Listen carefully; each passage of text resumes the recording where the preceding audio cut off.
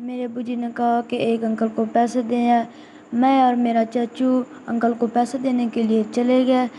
तो चाचू ने मोटरसाइकिल बाहर निकाला, हम पैसे देने के लिए चले गए।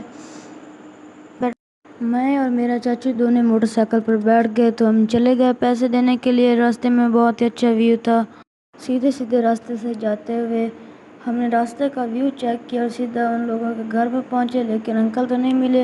उनके बड़े बेटे को हमने पैसे पकड़ा दिए, उनको कहा आप अपने अब्बू को दे देना।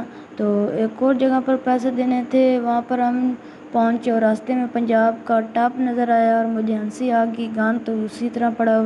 तो वो अंकल तो मैं नहीं मिले, तो ये एक फूल सूरजमुखी का था, तो मैंने कहा इसकी वीडियो बना लेते हैं। खुदाफिज़। व्लॉग ख़त्म। उम्मीद करता हूँ लाइक शेयर कमेंट और सब्सक्राइब